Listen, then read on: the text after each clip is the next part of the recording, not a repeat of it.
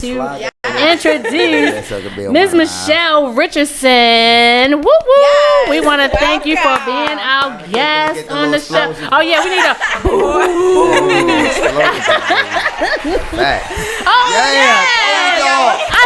I leave for a moment. Greatest now we have producer. sound effects. Greatest producer in the Tasha, you want to introduce fully? I just wanted to. So, this is again Michelle Richardson. I think we started following each other a couple months ago. Like I didn't know anything about her. She and I'm about to say thank you. About me, and I just loved everything that was going on. I was like, this is a real boss chick right here. Let me figure out what's going on with her. So you better brag on me. I love her. Yes. So I just want her to give her resume real fast because she is young and she's doing it. Yes. Look at this. I don't know if y'all can see the Emmy. Okay, we're gonna talk about all of that. But we do have it on the camera for everyone. So yes, could you let us know about yourself? Like that, so again, Michelle Richardson. I am born and raised in Baltimore, Maryland. Shout out to Baltimore. Yes. What part of Baltimore? So I was born in the city, and then I lived here in the city until I was about like 5th grade, and then I moved out to Randallstown. and I just lived there. Oh, yeah. Everybody giving me flack, like, I'm like, you still Baltimore City. No, you still the boss. Don't listen to them. Yeah, but you know he is really good. All right, so go ahead, finish, Michelle. I'm sorry. Like I said, it's okay. It's hard when we're all together So I again. was born and raised here in Baltimore. I went to the University of Baltimore for my undergrad. I'm in grad school now at Georgetown. Nice. In DC. So, and I've been a journalist professionally, I want to say, for, I guess, I got hired at WJZ, Channel 13, about 6 months after I graduated college. Yeah, those connections, man. And then I was there for 2 years, which I most certainly loved because it was like, that's where Oprah worked. So every day I would like come in and be like, walk past her pictures and everything. And then I transferred. And then I transferred to where I am now, which is WJLA, which is ABC-7 in DC. Okay. So I've been there next month. It'll be about 2 years since I've been at ABC-7. That's nice. But yeah, that's just the gist of it. I mean, we'll get into more throughout the show. So how did you even get started in the going to be a journalist? You know what's so crazy is I knew I wanted to be a journalist since I was like a child. Okay. That's so crazy to me. And I know it's weird because a lot of people don't figure out what they want to do until they get older. Especially a field like that. Yeah. But me, I always knew I wanted to be a journalist. I didn't know exactly what it was per se, but I was raised by my grandparents. Okay. And of course my granddad, so and he will always like read the newspaper. So I would always read the newspaper with him, and I used to be like, oh, this is dope. This is so cool. Yeah. So I didn't really know. I just knew I wanted to be the person on TV, or I wanted to be the person that worked in TV. Okay. So as I got older, like towards high school, I went to Randallstown, and we have a lot of people don't know that Randallstown is a mass comm school. Like, I didn't know that. Yeah. What does that even mean? Mass communication. Oh, So yeah. Mr. Teacher. I was gonna say just because my daughter's and I knew. Yeah, but I didn't know what mass con means. Yes. Yeah, I didn't know that. Okay. Exactly. So like in Randallstown, you actually have like a newsroom. Like we have a newsroom, and I went to high school with your best friend. Yes. We was on a dance team together. But we ain't gonna talk about that. We ain't gonna talk about that. Some stories about that. Yeah. She was about a dancer, but we ain't gonna talk about that. Really? But yes. Okay. I ain't gonna embarrass my bestie right now. Okay. So we actually have like a newsroom. And yeah, because I think Douglas do too. Yeah, so we had a newsroom, really and nice then students were the cameramen, students were the anchors, students were the editors, the writers. So that's when I really fell in love with it, and I was like, "Yep, this is exactly what I want to do." Like, I don't know if I would ever be good at anything else other than like a rich housewife, but. That's not gonna I missed my calling. You missed your calling. But yeah, so I mean, I love what I do. You know how people complain about like Mondays? They're like, oh, it's Monday. Right. You always seem excited about going to work, and then you work night shift. I'm like, I ain't never seen nobody excited going. Yeah. Oh, girl, no, I work overnight. Oh, well, yeah, overnight. Yeah. I never have to like. I never feel like I'm walking into work. Yeah. I always feel like, oh my God, yes, I love this. And that's let's see what the day brings. I need my daughter to look at this so she can get very much inspired. Yeah, like, oh, let's see what the day brings. So yeah, I work overnight. I work 11:30 p.m. to 7:30 a.m. Nice. So when I got off today, well, this morning, I definitely went home and took a nap. Definitely went home, but yes, that's the gist of it. So what part of the news do you mainly cover?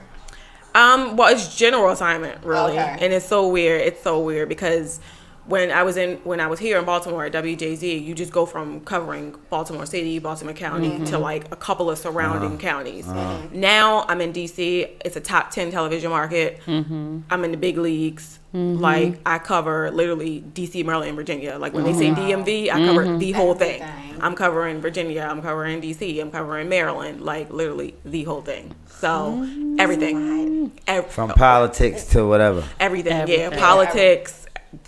Oh my gosh, they go crazy for weather coverage. I don't like. I hate weather coverage. I was gonna say it's so annoying. So what you gotta write about the weather? Honestly, no. So when we do weather coverage, it's just so annoying. It's just basically us. It's literally it's Tell the basically Truth Tuesday. Yes, it's basically us just covering like down trees, down power lines. But being that the DMV is so big, it's so much. So it's just like so much everywhere, and you're just like, oh my God. And then you just like send a reporter somewhere like, oh yeah, just cover this tree that fell on this house, but then you hear again that like another tree fell, and you're like, so that's what y'all actually like be in the like the little trucks and going out at night, like you don't be in the station, you just. Well, no, I'm mainly in the station. So I work on GMW, which is Good Morning Washington. It's like the smaller segment of Good Morning America. So I work on GMW. I'm glad you're on live because my live is still starting. Actually, I tagged you in the full video. So. This is annoying. My bad, apologize. Oh my gosh, he would not make it. It was your agent. Right. It was your agent calling you. No, it was her agent calling me to make sure she was covered. So what I mainly do right now is I'm an assignment desk editor. So the best way I can describe it is if the newsroom was a body, I'm the heart. Okay. My team and I are the heart, and it's about 5 or 6 of us on different shifts. We're the heart. Like everything comes through us. We are the ones that push all the information out. If it's say a mass shooting, I got to be the one to figure out the who, what, when, where, and why. I got to maintain those relationships with the police, the fire. Like I got to be calling them to get the information, whether they calling me or texting me, and then I push it out to the entire newsroom. And that way, our web department can push it out on the website. Well, that's why you got this. So as a journalist, how much control do you have over the narrative?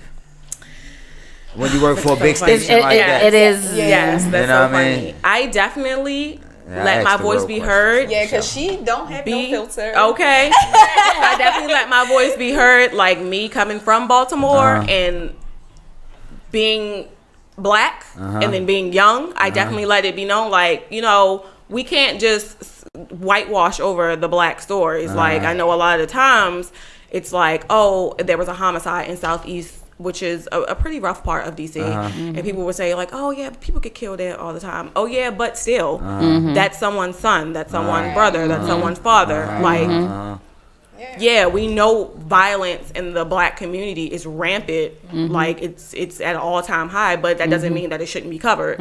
You know what I mean? So I'm definitely a voice for my people. That's why I asked that question because I felt that energy. That's why I asked that question. Yeah, and I mean, that's why I also write for the Afro. You still write for the Afro? Yeah, I write for the Afro American, and I'm the crime reporter. I don't necessarily like. I mean, it's just it gets draining sometimes. Absolutely, it's very negative. But yes, I definitely let it be known. Like I'm a voice for my people. Like, I'm not about. Me and Angie was having a conversation this weekend in regards to like what the news and media report and what they don't report, and then it seemed like sometimes just like for instance, like the murders in Baltimore, it just get overlooked and don't get reported, and then we don't get accurate numbers. Do you see that? Oh yeah, definitely, because that's the narrative. That's the it's just Baltimore. Right. But of course it hits home to me because it's my home. You know what I mean? Very rarely when you're in a newsroom, very rarely are you in a newsroom where you grew up or where you or with a lot of people that grew up with you. Like in WJLA, we have people from Philly, we got people from New York, we got people from Seattle. Like you go where news takes you, basically. So being that I'm from Baltimore, it hits home, it hits different. And then when he who shall not be named was making all his, his comments about Baltimore, it's like, dude, how about you come to Baltimore? Like, it's easy for you to judge when you're sitting up there on Pennsylvania Avenue and you're cushy, with your thumbs and your Secret Service around you. But how about you come to Baltimore with no Secret Service? You wouldn't last 2 hours. You wouldn't last an hour. Correct. You don't know my city. And that's anyone. Like, leave the cameras and just say, yeah. So I definitely. Oh my gosh, he just bit me off. I love it. So I definitely am a voice, especially for my city, even though I'm not reporting news in Baltimore anymore. But you still writing for the Afro. I still write for the Afro, which is the Baltimore. I write for the Baltimore division. I told my editor, like, I don't want to write for Washington. I know how to get to and home. Like, I don't know these people. Right. Baltimore ain't part of the DMV. Right. I'd be like, good morning, DMV in Baltimore. Like, so yeah. That's what I'm talking about. Yes, thank you. See, that's how I would be if I was on the air. I love my city. He wouldn't make it. I love my city. The good, the bad. I would be great on I take it all. I love it all. That's what's up. I love to hear that. Yes. It is very refreshing to even hear like just your love, for the city. And like you said, good, bad, indifference, good, black, good, bad, and ugly. You like it all. And that's me. Like I'm always like tweeting. That's because the man you just mentioned. But I'm always on social media per se. Just letting people know, like staying focused, and also knowing that there are families that are losing people. But in the same token, what are we doing? Like you said, leaving your cameras and walking the beat without your security. Like be there with the people and see what is needed. Visibility. I think that also goes out to our police department as well. We need that community relations. You need to show people that you not on your high horse and that you just got a badge. Like those community relations. Go play basketball with the kids. Hold these events. That's what was done back in the day. Correct. Like with the PAL centers. You gotta build trust. Right. PAL centers, yes. We still got the Boys and Girls Club. Like you need to build. We don't here, and that's the problem. Like every other state there's is simple. there's some, but it's limited. Yeah, I wish we had more rec centers in Baltimore because then the kids don't have nothing to do, and then they get in trouble, and then it just it just continues this nasty, vicious cycle of. My dad got locked up, and now I'm following in that footsteps. And now I gotta get out here and do what I need to do to take care of my family. Yeah, and it's really disgusting. Okay. That's why I do like that. I guess the DMV in Baltimore, they do the like national night out, which we just had one. Where all the police departments just come out and they need to do that more often. Very, just not very. Correct. Well, it is because it's a national. And we did do a lot. And we did do a lot here. I will say, and I do want to emphasize that National Night Out was a very great, successful time. Now, let me just say, East Side got rained out. West Side had the sun. That's right. We the best side, baby. Because we had a few that we had planned and we were rained out. Y'all should have just went over to the West Side then and get that sunshine. But it was nice. I also wanted to, as we speak about things, I just like to make sure I, my little journalism thing. Okay. So I love reading. I love researching. And when you talk about, more rec centers opening up, we definitely have to advocate for more rec centers. Something that I'm advocating for as a councilwoman. That's right. Okay. But I wanted to say not to do my plug on my own show, but Angie for the win. But I do want to emphasize that Mayor Jack Young they actually reopened the Harlem Park Recreation Center. I'm very excited. After 7 years. After 7 years. Yeah. So listen, it says with this addition, so I did want to say that because sometimes we just don't see it or hear much about it that we just don't know. But I do want to read off of the page just briefly. So it says today we celebrated the reopening of the Harlem Park Rec Center. So this was today, 2 hours ago. They actually put it out. But it says with this addition, we are now up to 44 rec centers across the city. Pause. I want to say that there are rec centers open. Yeah. So we don't want to put that is not. However, with me campaigning, me connecting with different communities, I will say that I would love to see more support and resources in those buildings. It can't just be a casing in a building and say do whatever. One, the kids are not coming out. Yeah. 2, it's not something that they're interested in, whatever the resources or activities that you have. So they need to be involved in that whole process. So we can sit there and say how many that are open, but we also see there are so many that are just roaming as well. Correct. So what can we do? And as you said, building that relationship. Yeah, well, definitely starting to build that relationship. Like, it takes a village. Do you know what RTV stands for? Restoring the village. It takes. I'm sorry. Every time I hear the village, I'm sorry. It definitely takes a village. Like, there is no accountability when it comes to the youth in Baltimore. That ain't my child. Ain't my child. And it's so frustrating because I try not to read the comments under like my news posts and stuff. It's so hard. It's so hard not to. And then you know me, I don't have no filter. And I'm sassy. So I be wanting to clap back. And then I gotta check myself and be like, be more. I mean, I'm like, you know what, Michelle? I just posted about that the other day. Like, we need to it need to be like back in the day when we these kids are ours. It's not just it's that person's child and that person's child. Correct. Like, if you see something, say something, do something. Correct. But that sounds good, but how many people actually do it? Let's just keep it real. Not a lot. We can say it all day, but how many people actually do it? Well, that's what she just said, and we need to get back to it because it was. But what I'm saying is, you can't get back to it if everybody is afraid and just behind their keyboards. You can't get back to it.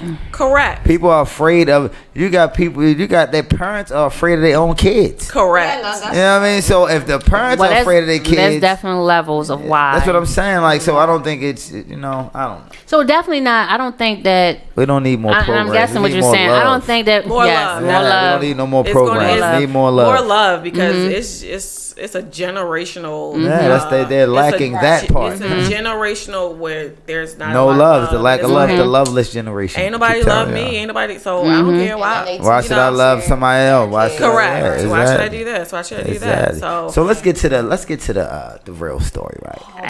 So what's up with this nice, beautiful gold Emmy here that you picked up in June? So I was doing a little research myself, and I see that you won that for your reporting on the Capitol Gazette shooting. Oh God! Look, because he just looked at it. Hey, that's how you gotta do it. You gotta go out the fly. That's what I'm saying. That real fast. Exactly. Diamond K said I wouldn't last on the air. Come on, Diamond K. They don't know me, brother. They don't know. So talk to us about that. Like, so break us down to the day when you received the envelope. You know what I mean? God, let's take it from the beginning. Okay. So the regional Emmys are held every year, just like, the huge Emmys that you see. Okay. You see the huge ones. You see the ones where for like Game of Thrones and that's the huge one. This one is our regional Emmys. Okay. For the local stations in the DMV. Okay. So it happens every year. One of my reporters and actually one of my cameramen, it's such a strenuous process because you have to decide that you even want to enter. You're like, all right, I think we did pretty good last year. I want to enter. You decide on what story you want to enter, and then you got to put it together. Then you got to put like a package together. It's like a little mini like EGK, a mini like series, series, basically. Yeah, okay. And then you submit it to I was about to say the jury, but we're not in court. Then you submit it to the panel, and the panel is made up of like journalists from everywhere. And then I guess they literally sit and review it. And like review, like break it down, dissect it, see what stands out about it, like so, and then they'll accept it and they'll say, okay, we'll nominate this. So we entered for the 2018 the Capitol Gazette shooting, which is bittersweet because we lost 5 of our colleagues in their own newsroom to just senseless gun violence. So it's very sad. But so they submitted and they liked our coverage of it. So they were like, we're going to nominate you guys for this. So it was dope, of course, for me, because it's my first nomination. First time I've ever been nominated for an Emmy. So I was like super excited. Tasha can tell you, all my posts was like, yes, girlfriend was going and stay there. Going in.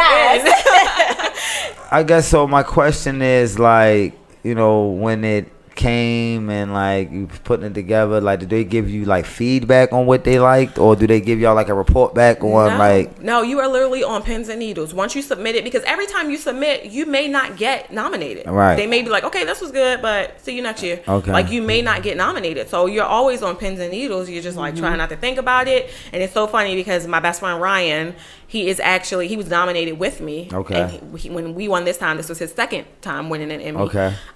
But Ryan is my best friend, and he, I guess, trained. I don't like to use the word trained, but he trained me as an intern. Yeah, he mentored me as an intern when I was at WBAL. So we've been friends ever since. So it's just funny that like he's my mentor, and now we're winning Emmys together. But see, that's what I'm talking about. Winning Emmys together. But so I came into work one day. I didn't even know we were going to get nominated. Like I said, I work overnight, so I'm always coming into work super late. So I came into work late, and Ryan had set the announcement on my desk. So when I got to my desk, it was like, it's real good paper too. Like you got to frame it. So it's real good paper, and it's like, congratulations, Richardson. The Academy awards you the nomination, and I'm like, oh my God, I'm nominated. Like this is so dope to me. It's still very surreal to me because I never thought that I would have an Emmy before the age of 30. I know that's the most amazing thing about it. Yeah, like I'm not even 30 yet, and I knew I was going to win an Emmy because I just knew that this was all I wanted to do. But I thought it was going to be well into my 30s or 40s, just well into. So I'm sure it motivates you to go even harder. Yes, definitely. As soon as it touched my hand on the stage, I was like, damn, I want another one. I didn't even chase the dream. I didn't even let it marinate. I was like, what's next? Yeah, because everybody who won, I was a rookie. Everybody who won with me, this is their second and third one. So were you the youngest to win, or no? Who's the youngest person ever win a regional Emmy? Do you know? I don't know, but as this year, me. You are. That's what's up. That's what I'm talking about. That's what I'm talking about. After you get the nomination, it's literally anxiety and pins and needles from there. It's literally like buying a dress, doing makeup, getting your hair done. It's like, you look fabulous. Thank you. And she was like, thank you. So it's literally just pins and needle. And my best friend Ryan, he was like, I'm gonna tell you, like, this is all you're gonna be thinking about, because when you get the nomination like a month before, so you gotta wait a whole month, right? And you're just I'll be going nuts. Oh my God, yeah, literally going nuts. I'm right. And we were up against Channel 4, and for their coverage of this senior citizen home that literally like went up in flames like that, like it fell like in 2 seconds. Yeah, right. And I swore they were gonna win because their coverage was really good. Their anchor actually was driving home from work. He saw the fire. He hopped out of his car and started reporting, and then told a cameraman, like, you need to meet me here. So I was like, oh yeah, they got this. They got this in the bag. That's a good story. I was like, they got this. I was like, whatever. I'm just going for the food and the drink. So whatever. Just get a dress and a nice invite. Right. I was like, I'm just going for the food and the drink. If I win, that's amazing. I'm gonna get drunk. If I don't win, I'm gonna get super drunk. I was like, I'm just gonna get drunk either way. It was a win-win. Exactly. Yeah. So it was really exciting. So you get there, you get the hair and the makeup and everything done. The difference between their story and ours, though, was that our coverage of the Capitol Gazette shooting was 24 hours. We never went off the air. We stayed on the air 24 hours. Like, y'all never went off hard. the air. Yeah, Never went off the air. Like, can you curse on here? You can curse. I mean, I personally. Mother Angie is back, so just limited, but go ahead. Long she don't go hard. Right. So, we went 24 hours, and you know, people get upset because it's like, fuck The Bachelor. Fuck Jeopardy. Good cuss word. Fuck all that. Yeah. Fuck all that. This is what we doing right now. So I think that's definitely what made us stand out is the fact that we were really there for the 5 colleagues of ours that died. Like, we were really there 24 hours, like, outside their station. Like, we were there. Yeah. So I think that's what made us stand out. And so I think that's why we won. But it's so nerve-wracking. I actually have a video I'm going to show you guys.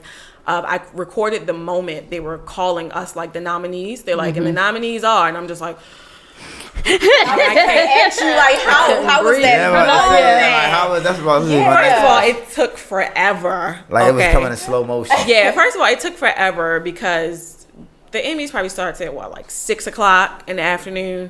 We probably didn't get called until like 11. Oh gosh! So the whole time you I just hope the food was good. Drinking the whole time you just eating and drinking, fellowshipping, talking to really everybody. Get drunk. Then Yeah, you like let me tell you something. Tasha, you worry about the Let me tell you something. Them heels came off real fast. When we went up to accept the award, I did not have heels on, but my dress was long enough, and I'm short, so I was like, "This is what we finna do." We finna go up there with no shoes on. So it's like you're just drinking and you know, watching everybody else win. Everybody else is getting called because it's different categories. And shout out to Fox 45. They are our sister station, so they're our sister station. And shout out Fox by 45. like 9 o'clock. They had won like 11 Emmys for their Project Baltimore. Wow. Yeah. Well, Shout yeah. out to Fox 45. Project Baltimore insurance. I ain't gonna lie. Now I do like that Project Baltimore. That's for Project Baltimore. I be like, Shout out, right. Shout out to them because they racked up. It was only like 2 or 3 hours into the ceremony, and they were Project Baltimore shook up a lot of things in Baltimore. Project Baltimore, I'm trying to tell you. I be sitting there like, what is that? Yes. Bruh. Project They were Baltimore walking with says. their Emmys, like, barely could hold it. I was like, I know that's right. Shout out. Yes. That's what's up. But yeah, so we get to the moment, and then like they just want you to be nerve wracked because they give you a booklet and it shows you what page you're on and like when you're coming. So we're looking at it like, all right, okay, we're next. And it was just so nerve wracking. I recorded, and then my best friend, he's just sitting next to me, and he's like real smooth and calm because he already has one. Right. Whatever. And I'm just sitting there like, that's gonna be me. That's going to be April it. next year. They'll be like, speaking into existence. Facts, speaking into existence. So they announced the nominees. And I'm recording, and I'm just like, and I'm shaking, and I'm just like, oh my god, and I'm like, if they don't call us, I'm just gonna knock off walk out. So they're like, and the nominees are, and then they call us, and I'm like, okay, cool, and they're like, yeah, and then they're like, Channel 4, and I'm like. And then, like, and the winner is, Capital Gazette. And we just, like, went crazy. Like, in the video, I'm just screaming, like, and I'm looking at the other channel, and I'm like, real Baltimore. I'm like, real hood on them, right? So, it's always in us. Yes, it was dope. So, walking on stage to accept it was surreal. Just getting it, it was just really surreal. Like, I honestly thought I was gonna cry. Like, I didn't cry. I don't think I even had a chance to process it yet. It's months later, but I don't think, because I've just been taking it on, like, I call it the Emmy tour, so I've been taking it around. She for people came to in see. like, oh yeah, she been everywhere with that. Everywhere. She was like, you can put it right there in the middle. So, like, I have just been everywhere. Like, I told you, I took her to the club. Like, my homeboy. She did. Yeah, my homeboy. He has, like, an annual white party every year at Euphoria. And he was just like, yeah, come through. And I was like, well, can I bring an Emmy? And he was like, yeah. Bring the Emmy, shorty. In the shower. He was like, yeah, I clear it with the club. You can bring it in. So I took it there and, like, everybody You was hit like, somebody with that, you killing them. That's what they said. I walked up to the door and they were like, "That's a weapon." Yeah. And I was like, "Yeah, but I ain't somebody with that. They knocked. No. Yeah, but so I don't know. It just hasn't hit me. Like, it sits on the mantle above my fireplace. So when I see it, I do smile. But I honestly thought I would cry. But I think that I haven't cried because I deserve this. Like, I worked hard. I worked my ass off. And you stayed 24-hour coverage for that. Right. Yeah, so like, I think I deserve it, which is why I haven't cried because I worked my ass off for it. Right. But so, it definitely is surreal. I definitely want more. Yeah, I'm about to say. So my next question is like, so what are your future plans? Like, what are some of your career goals, or like, you know what I mean? So after or people that inspire you. So after grad school, and I want my master's, and I don't think I need it for what I want to do, but it's just a personal goal of mine. And since my job is paying for it, why not? And what is a master's in? Is in journalism too? Is in journalism yeah, it's going to too? be broadcast journalism because now I want to be in front of the camera full time. Yeah, nice. So now I want to be in front. Mary Jane. Yes.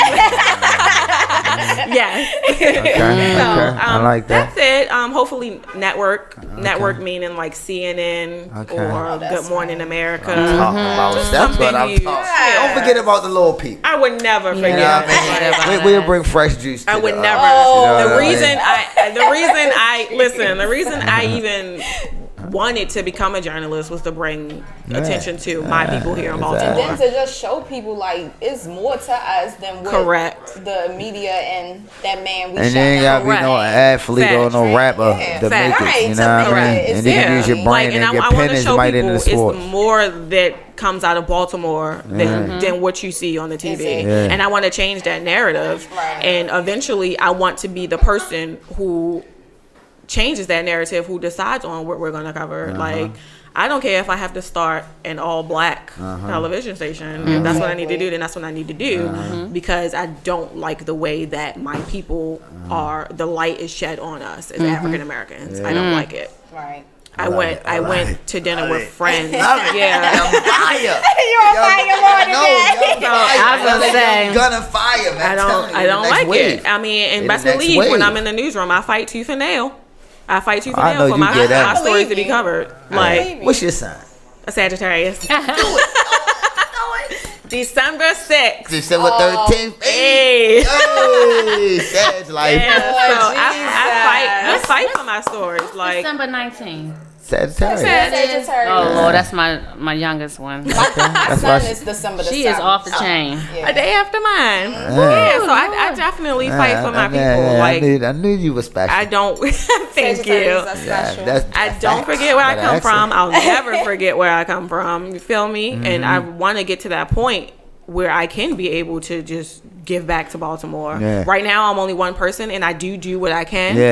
But I do want to get to that point where I am able to. But as long as you stay focused on your goal, as long as you focus on your goal, you'll be able to do something bigger and grander than that, like inspiring others to write and all that. Correct. You know what I mean? Like, and really getting down to nuts and bolts of it. People that's trying to figure out what they can do with journalism, because it is a lot of so much. And then the way they tell you the narrative they paint for journalism, they make it like it's an ugly job when it's really a great, amazing job. You know? It's amazing. It has its ugly aspects.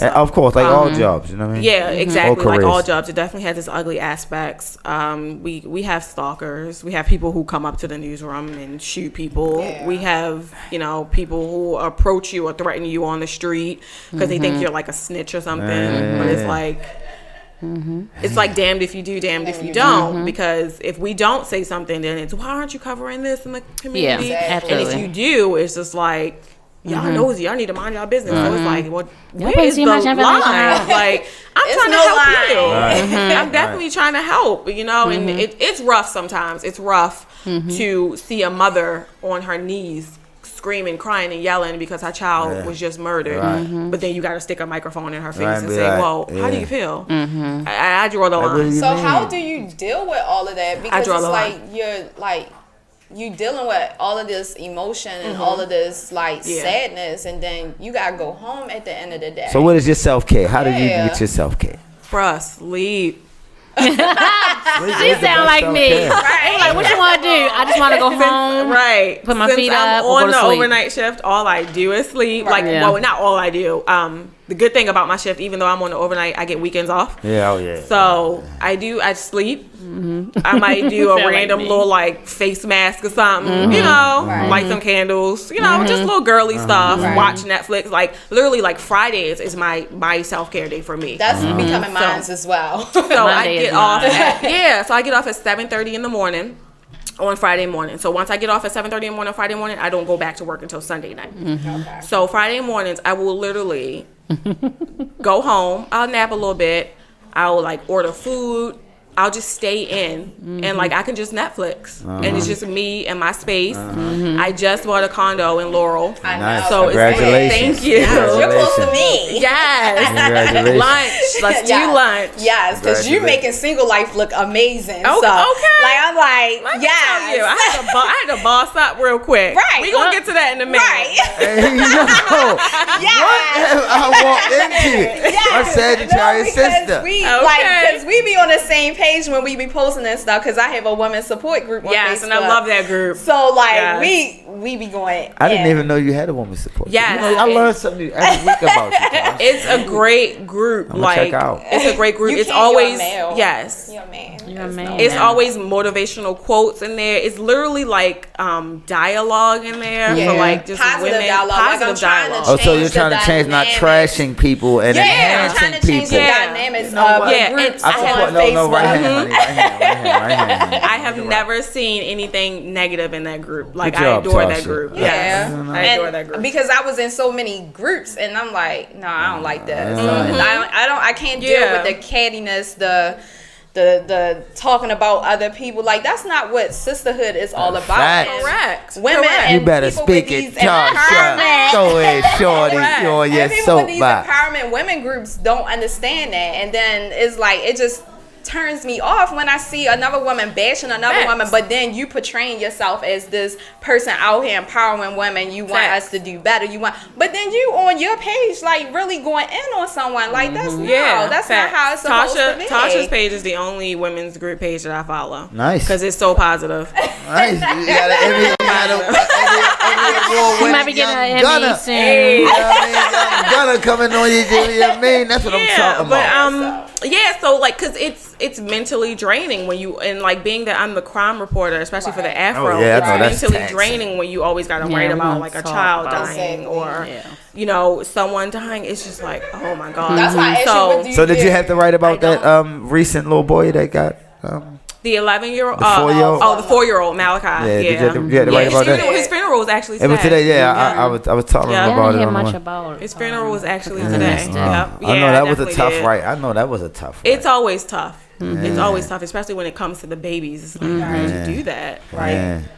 It's well, disgusting. I thank you. So how did you come up with like your angle or perspective, like when you're writing, especially like you're doing the crime report? Like, do you just it's facts and like you know what I mean? Like, did you kind of insert like how do you find the balance with that? You know what I mean? So much. But hold on, I want to finish talking about just my little self care. But my bad, that's your Sagittarius thing. You do the same thing. She getting ready to be out next guest host on here. You want to do this too? Yes, I do. I literally go home and literally take my Fridays, and my girls be like, "Yo, let's go to like Rose Bar tonight." I'm like, "Nah, I need this day. Like I need that's this my day. Monday." That's literally my Friday like now. I need this day. That's my Friday. So I literally, it's a buffet not too far from my house. I will literally go there and rack up. Yes, I forgot the name. I'm gonna have to tell you. I literally go there and rack up. Like I be walking out with like 6 to-go containers, and I'll literally just stay in the house and I'll eat and I'll watch Netflix and I'll put my phone on Do Not Disturb. I do too, honey, real fast. And that's it. And that's my Friday. And then I'll be like, all right, I'm back to being a person on Saturday. Like literally. So need that recharge. and when I don't even watch like the news. Yeah, me either. Which is weird. I don't. It's not because I don't watch it. It. I don't watch it. Well, Michelle is my news because I just log on and see what she posts, and I'm like, I'm good for the day. She already told me everything that was going on. I don't watch it. Like when I go home, I don't watch it, and then I'll come back to work. They'll be like, "Oh, did you see that story we did?" And I'm like, "No, I don't watch the channel." TV. Nah. Every now and then, I might watch a little WJZ because that's my heart. Okay, WJZ. I don't watch anything, but someone's always sending me things. Even when I deactivated my page for 24 hours, I got threats. Like they were threatening me about coming on. She's talking about me. No, just various people. But like, where are you? Because I'm like, wait a minute, something's not. But that was the same day. That was the same day that the sergeant was shot. So everybody was sending me messages, and they were like, if you didn't post it, it ain't happened. Or I'm like, wait a minute, I'm not the reporter. No, which gives me a heart attack with that because I have so many friends that are Baltimore City police, and it's just like, it's like, oh my God, it's so scary. And I literally will text them and call them like, yo, just text me back, like even a thumbs up to let me know that it wasn't. Well, I got the information of who it was before they put it out, so I was like, I'm on my way to shock trauma. It's just very hard because you're, someone that's just embedded in the community or just doing things like that. It's like, it's really hard. So those self-cares are very important. Like that Monday, I'm like, listen, if anything happens, like, horrible, you gotta ask somebody else. Yeah, hold it to you have to take care of yourself mentally when you're in this kind of environment, like, or else it would take you out of here. I would say because stress can kill. It's not for the weak-hearted. Oh no, I know people who have left journalism like a year in. Like this ain't for me. Oh gosh, I wonder how my baby's gonna be.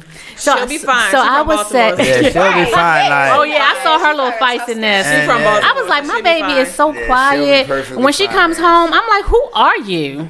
So I do see it bringing it out of her. I love it. She's a junior now. So one quick question.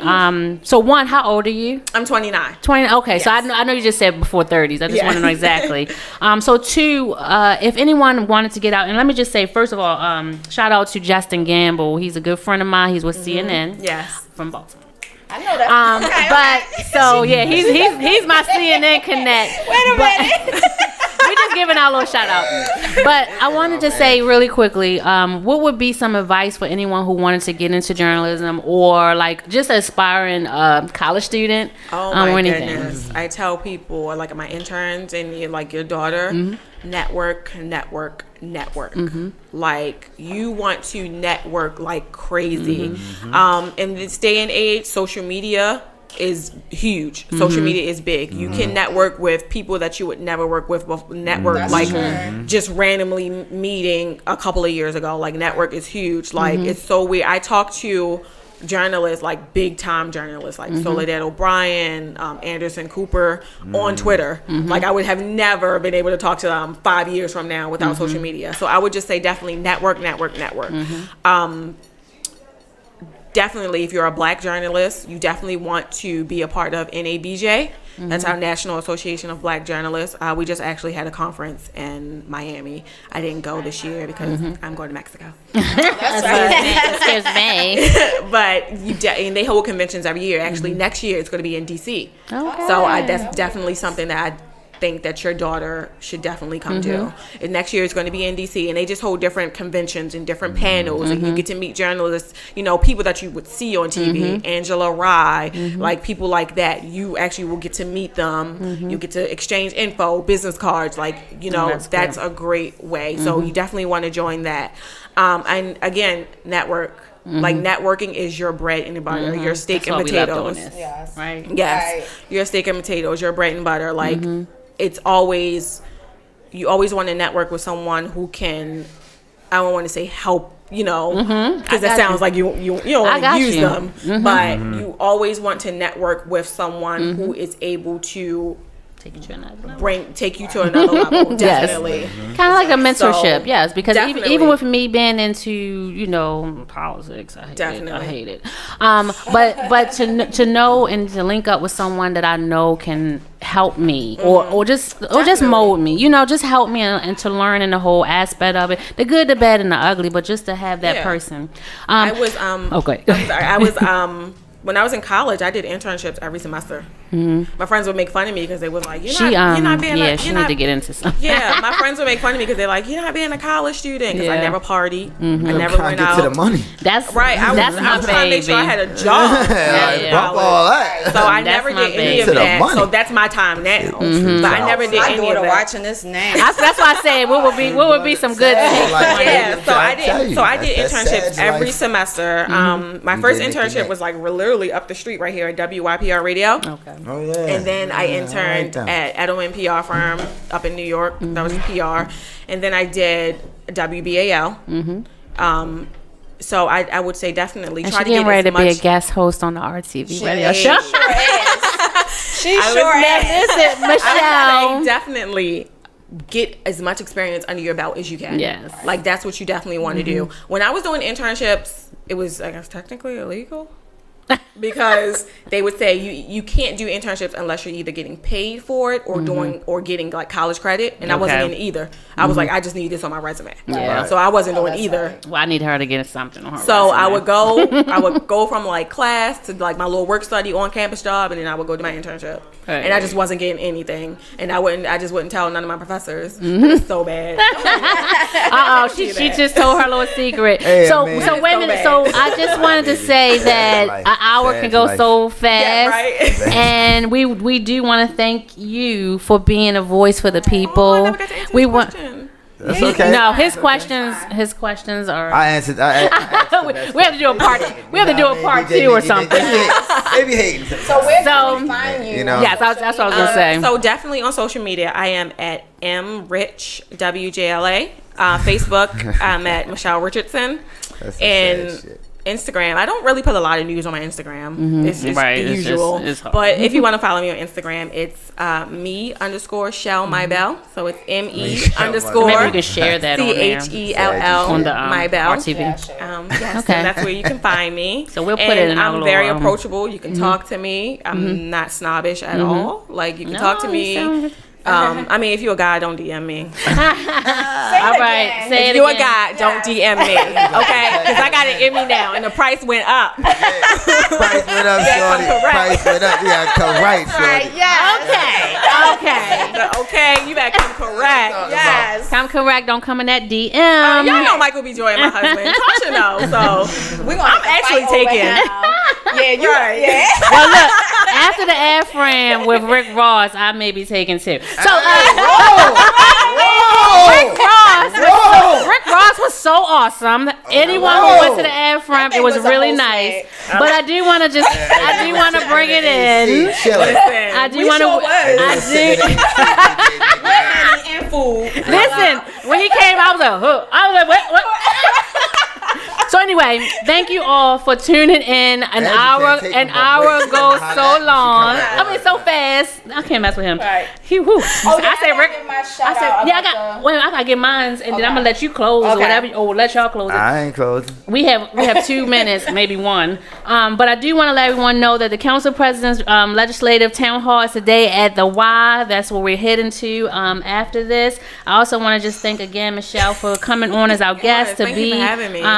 for being a voice for the you, guys. people. And also I wanted to do a community spotlight. I hope she's still tuning in. But Miss Precious from Glenwood Life Counseling Center, I want to thank you for everything you're doing Precious, in that's our my girl right our restoring the village. Thank you for just being a voice Brother and Nance for like been a heart for our community and our city. Again, Miss Precious, Glenwood Life Counseling Recovery Center. Garden, And we shorty. have exactly 30 seconds if So you can just a finish quick it. thing. On September the 1st, I am joining Just the Master Barber. We're doing this amazing event, free haircuts from 12 to 5. Bring your kids up to 15. It's going to be free food, I can't desserts, get my free haircut. school supplies. No, you I cannot get free just- haircut. just- Also, it's gonna You be close. Don't let him stylists close. Stylists on site giving discounted hairstyles for the moms. We're going to be pampering them. So it's Okay. going to be an awesome What event. about the We're dads? shutting down Green Awesome. Mountain Avenue. Yes. So it's going to be amazing. anything So for the dads?